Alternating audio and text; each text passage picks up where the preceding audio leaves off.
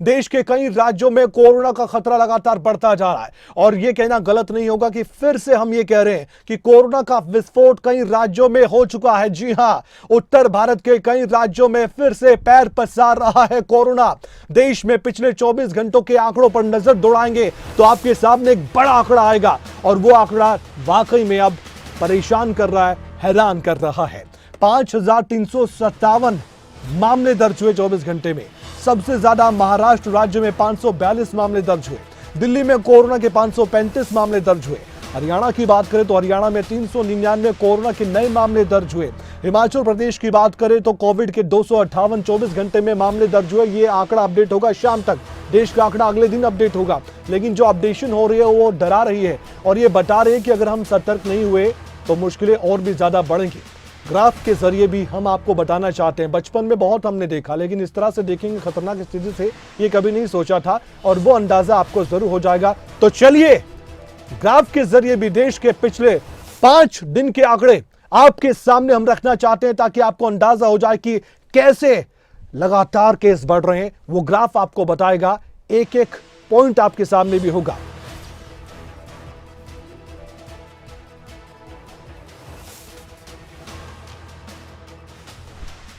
ये वो चाहते हैं जिसमें आप देख पा रहे हैं कि 3 अप्रैल के बाद से आंकड़ा कैसे बढ़ा है और यह बात 9 अप्रैल तक जा पहुंची है। 3 अप्रैल को जो आंकड़ा था वो 3,641 के आसपास था। उसके बाद जो आंकड़ा है वो 3,000 के आसपास बना हुआ था। फिर अगली तारीख आती है और 5 अप्रैल को आंकड़ा बढ़ता है। यहां से चिंताएं बढ़नी शुरू हो जाती है और यहीं से थोड़ी हमें लगता है कि सख्ती होनी चाहिए। फिर आंकड़ा बढ़ता है 6 अप्रैल को 5,000 के पार, फिर 6,000 के पार, फिर एक बार 8 अप्रैल को 6,000 के पार। लेकिन आज जो रविवार के दिन की बात करें तो यह आंकड़ा 5,000 के आसपास बना हुआ है और एग्जैक्ट आंकड़ा आपके सामने। ये नए केस है जो 24 घंटे के हैं 3 अप्रैल से लेकर 9 अप्रैल तक का, ताकि आप समझ जाए कि ये आंकड़ा कैसे हमारे सामने एक बड़ी चुनौती पेश करते हुए बताता है कि या तो संभल जाइए या परेशानी होगी। एक बार हरियाणा के आंकड़ों पर नजर दौड़ाते हैं, उसके बाद हम एक्सपर्ट से बात करेंगे। हमारे साथ डॉक्टर जुड़ेंगे, उनसे हम बातचीत करेंगे। आपके मन में जितने सवाल है उन पर भी हम जरूर गौर करेंगे, उनके जवाब लेंगे। हरियाणा के आंकड़ों की बात करें तो वो भी आपके सामने ग्राफ के जरिए हम रखना भी चाहते हैं और साथ ही हम वो आंकड़े भी बता रहे हैं जो हरियाणा के अलग अलग जिलों के हैं।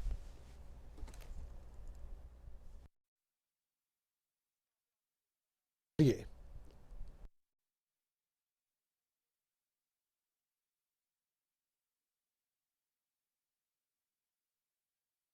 19 केस आप देखिए और इसके अलावा हरियाणा के दूसरे जिलों में केस कितने हैं। ये हिसार में 2 केस सामने आए हैं। एक जिले का हम आपको आंकड़ा बता रहे हैं। ये सब आंकड़े जब सामने आते हैं तो ये बताते हैं कि लगातार हमारी चुनौतियां, मुश्किलें बढ़ रही है।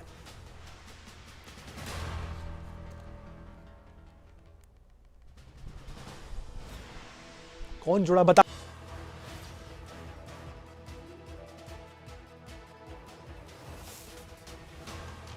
एक्सपर्ट्स जुड़ने जा रहे हैं, उनसे हम बातचीत करते हैं।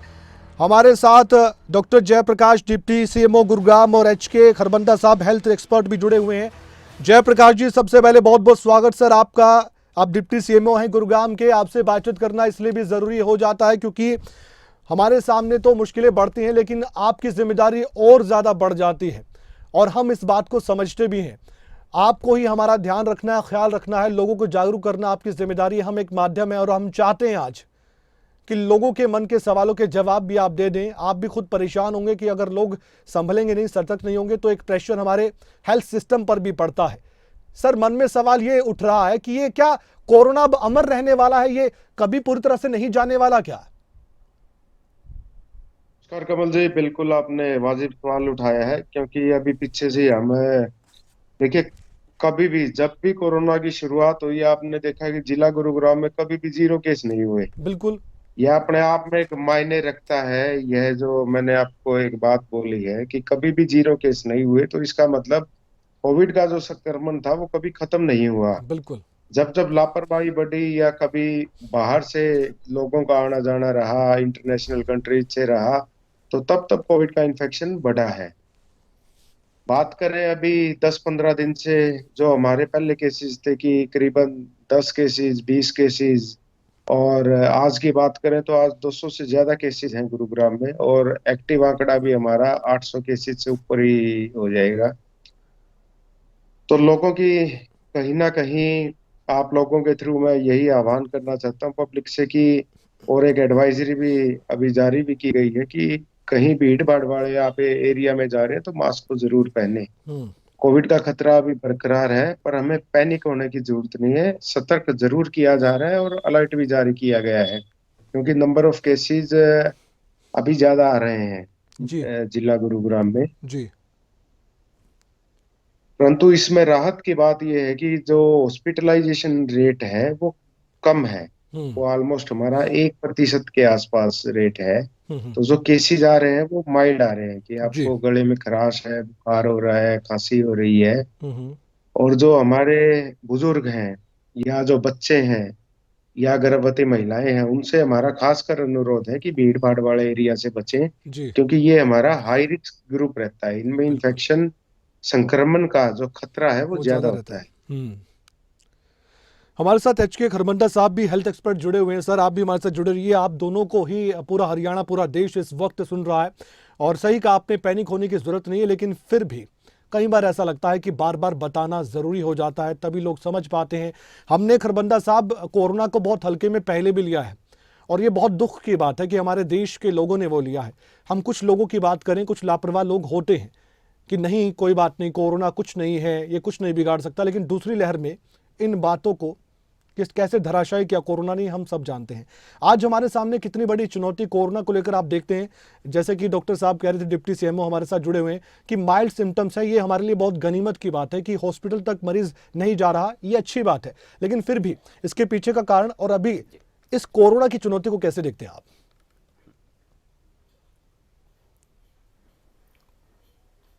देखिए, पॉजिटिविटी रेट कम है जी। 11 केसेस चंडीगढ़ में आए हैं नए आज, और पंचकूला में 51 आए हैं। ओके। तो ये केसेस अभी चंडीगढ़ और पंचकूला, अगर हम ट्राई सिटी की बात करें तो लगभग 100 के केसेस पर डे पे आ रहे हैं। लेकिन पॉजिटिविटी रेट कम होने के कारण, और जो ये वेरिएंट है ये ओमिक्रॉन का ही सब वेरिएंट है, इसलिए ये सिर्फ अपर रेस्पिरेटरी ट्रैक्ट में रहता है, ये फेफड़े में नहीं जाता, इसलिए राहत की बात है। लेकिन फिर भी जो बुजुर्ग हैं, जिनको कोई पहले से बीमारियां हैं, जिनका किडनी ट्रांसप्लांट हुआ है, जो कैंसर के मरीज हैं, जो हार्ट अटैक जिनको हो चुका है पास्ट में, या डायबिटीज़ के मरीज हैं, या कैंसर के लास्ट स्टेज के मरीज हैं, इन सबको एहतियात बरतने की ज़रूरत है। इसीलिए हरियाणा में एडवाइजरी जारी हुई है कि 100 से अधिक की जहां भी गैदरिंग हो वहां मास्क पहन लिया जाए, इसमें कोई एतराज़ नहीं है। तो ये प्रिकॉशंस लेने में कोई नुकसान नहीं है, ले लेना चाहिए। अगर किसी की वैक्सीन की डोज ड्यू है तो वो भी लगवा लें। हाँ, पैनिक किया बटन मत दबाइए, घबराइए नहीं, हम लोग आपकी सेवा को तत्पर हैं। और बिल्कुल ये ओमिक्रॉन वाले वेरिएंट से हम लगभग आसानी से निकल पाने की पूरी पूरी उम्मीद है।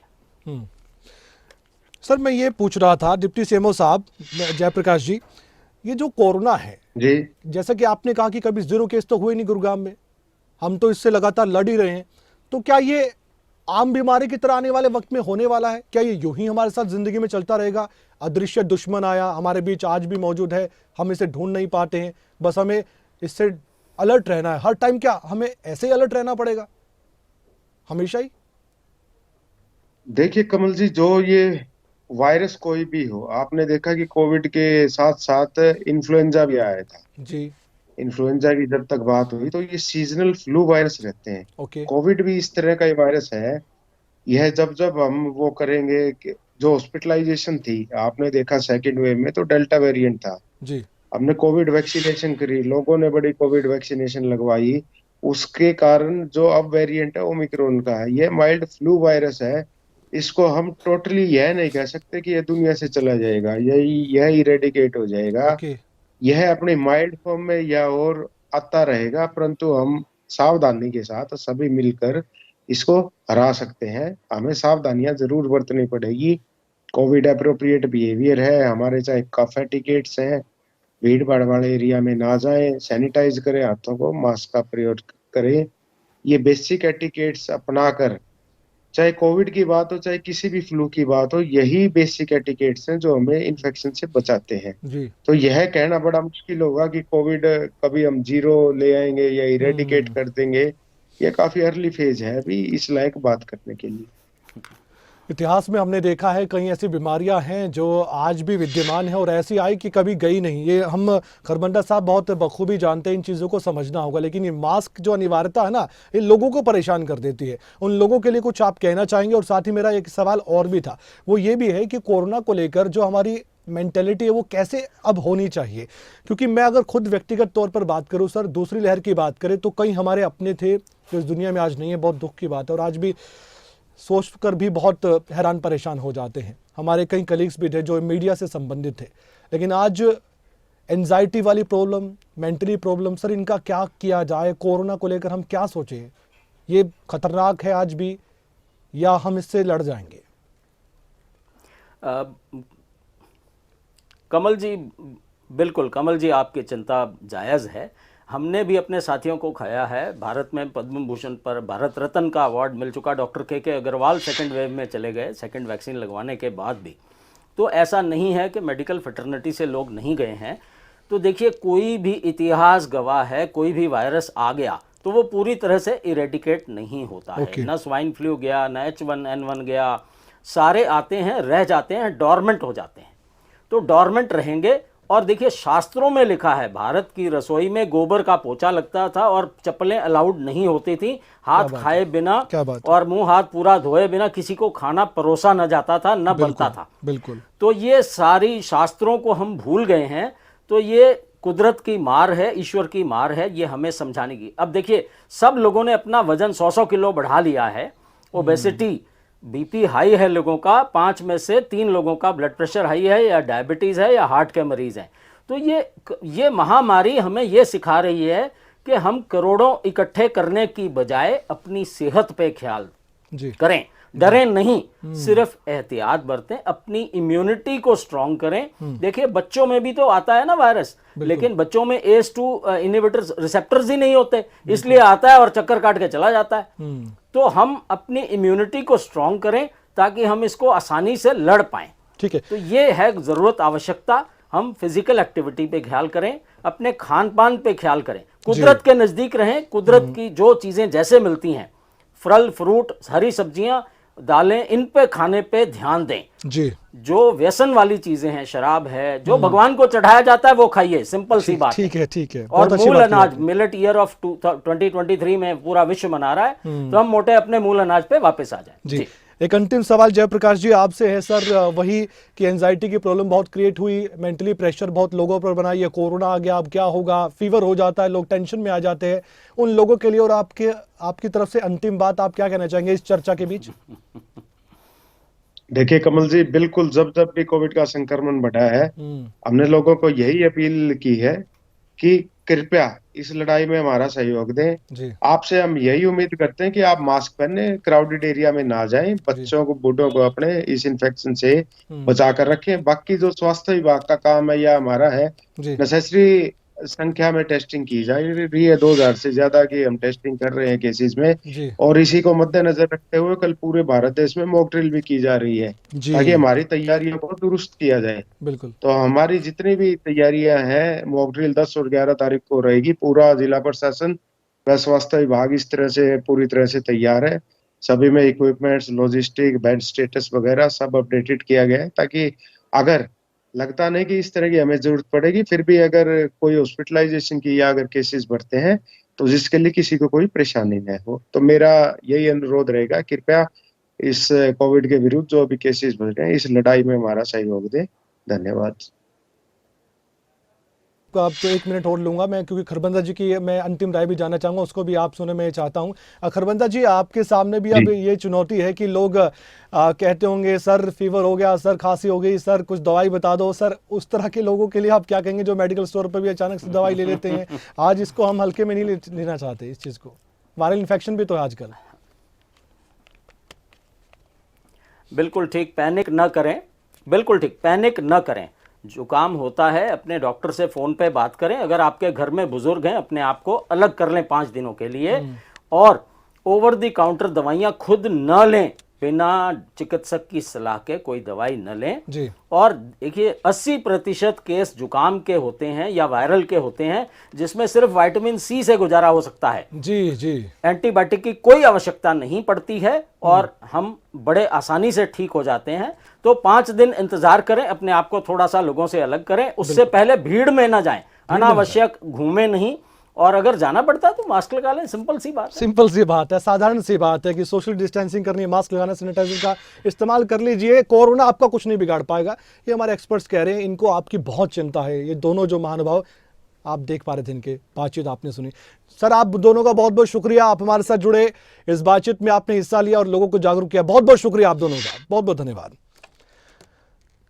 तो कोरोना को लेकर हमें सिर्फ इतना कहना है कि आप थोड़ा सा जरूर भीड़ भाड़ वाले इलाकों से बचे। वो स्थिति नहीं आएगी, हम उम्मीद करते हैं, जो दूसरी लहर में आई थी, और हम तैयार हैं। कोरोना आएगा तो हम जंग जीत जाएंगे कोरोना के खिलाफ, ये हमें पूरा पूरा यकीन है, विश्वास है। और जो सलाह हमने बताई थी आपको कि हरियाणा में सलाह क्या दी है, वो भी एक बार दिखा देते हैं। वो एडवाइजरी हम दिखा देते हैं आपको। वो एडवाइजरी ऐसी है जो बताती है कि अभी हरियाणा में क्या क्या ध्यान रखना है। सोशल डिस्टेंसिंग के लिए ध्यान रखना है, सरकारी कार्यालयों में मास्क लगाना अनिवार्य है, ये अब आप जान लीजिए, हरियाणा के लोगों के लिए एडवाइजरी है। और इसके अलावा ये भी हम आपको बताना चाहते हैं कि शॉपिंग मॉल में भी मास्क लगाना अनिवार्य कर दिया गया हरियाणा में, कि आप जाइए, मास्क लगाइए, शॉपिंग कीजिए, जो मर्जी कीजिए, लेकिन थोड़ा सा सोशल डिस्टेंसिंग के साथ कीजिए। 100 से ज्यादा लोग जहां पर होंगे वहां पर मास्क लगाना अनिवार्य होगा। सभी डीसी और सिविल सर्जन को आदेश दे दिए गए हैं, वही इंप्लीमेंट करवाएंगे। आप बस अपना ध्यान रखिए।